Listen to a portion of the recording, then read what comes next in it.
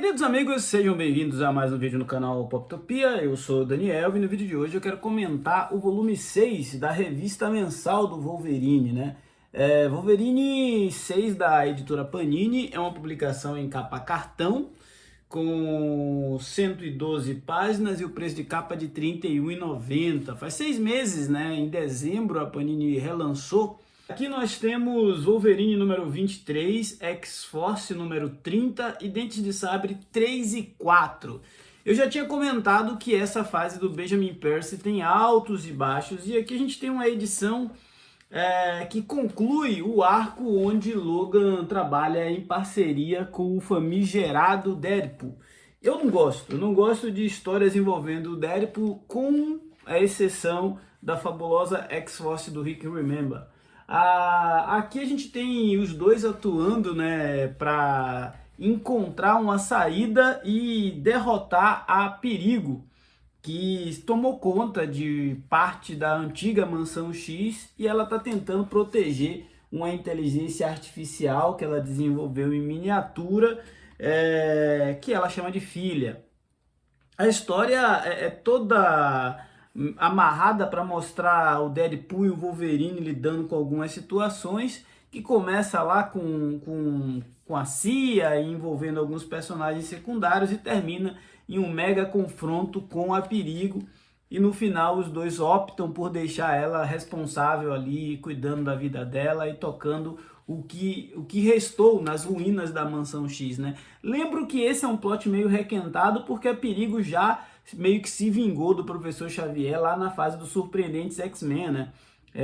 Ela tentou inclusive matá-lo em um episódio. Então, mais uma vez a gente percebe que o arco ele só requenta algumas ideias. A mesma coisa vem acontecendo mais ou menos na X-Force. A X-Force ela também está lidando com as consequências da história da edição anterior, principalmente com o desaparecimento do Quentin Quire. Aqui Benjamin Percy com desenhos de Robert Gill, vem definitivamente a equipe passar por uma reformulação, né? O Wolverine pensando em sair da equipe, mas a gente sabe que ele não vai sair, vem um longo arco ainda contra o Fera, e agora começa uma espécie de caçada do Kraven contra os mutantes, né? Ao mesmo tempo que o arco todo do Wolverine com o Deadpool serviu para ele ser integrado em Krakoa, agora ele é considerado parte da equipe.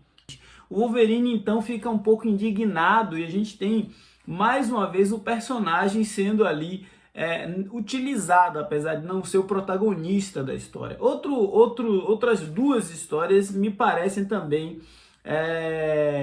um pouco menos óbvias, que são as duas histórias do Dente de Sabre. Uma se chama O Inferno Está Vazio e Todos os Demônios Estão Aqui, que é justamente o Creed lidando lá com seus novos companheiros de prisão, né? Victor Creed foi julgado e condenado a uma prisão chamada de O Buraco, que é uma espécie de habitat isolado de Krakoa, onde quem comete crimes contra as leis da nação mutante é jogado. Outros mutantes foram jogados lá e, à medida como ele já passou muito tempo lá, o Victor Creed ele desenvolveu algumas capacidades, ele entendeu melhor o ambiente e agora ele se tornou uma espécie de governante ali daquele subsistema, né, daquele microsistema. E com a participação de novos integrantes ali, entre eles alguns personagens como a Oya, que já foi integrante dos Novos Mutantes, e o Madison Jeffrey, que já foi, acho que, da Tropa Alpha, agora o Dente de Sabre está tentando elaborar um plano de fuga. Mas as duas edições me parecem muito, escritas aí pelo Victor LaValle, uma grande sessão de terapia e, ao mesmo tempo, uma homenagem a diversos personagens secundários, né? Eu já falei outras vezes, mas um dos baratos aqui de Krakoa certamente é a utilização de todo o cast de personagens mutantes que já foram criados.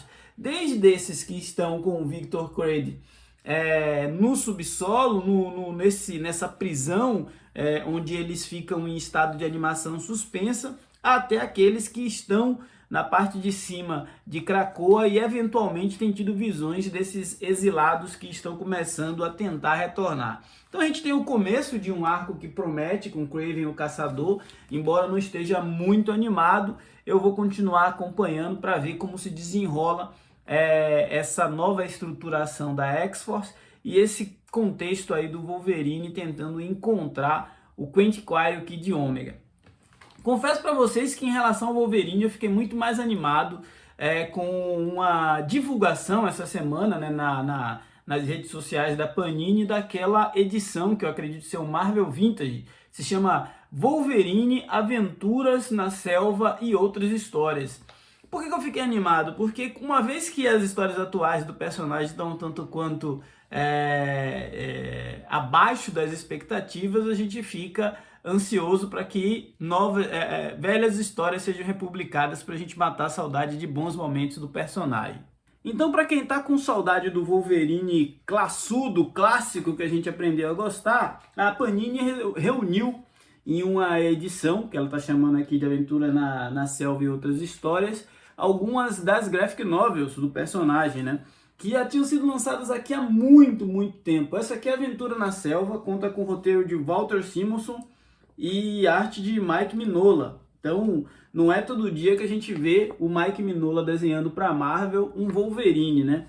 Esse material vai ser muito bem-vindo. Acho que essa HQ aqui é de 1992, mas ao mesmo tempo é numa floresta e depois a gente vai entender que é a Terra Selvagem e tem ninguém mais, ninguém menos que o Apocalipse por trás da trama. Um HQ que eu gosto muito. Outra que também vai estar nesse futuro encadernado da Panini é Wolverine Fúria Interior. Essa história é uma história do Chichester, tenho dificuldade para pronunciar esse nome, com arte de Bill Sienkiewicz. Confesso para vocês que é uma história daquelas que você precisa fazer um exercício de abstração para compreender as páginas do artista Chichester. Mas temos o Wolverine em uma conspiração paramilitar envolvendo aí elementos em um país lá do Extremo Oriente. É uma história diferente do nosso amigo Wolverine e que, com certeza, para muita gente vai ser a primeira oportunidade de leitura.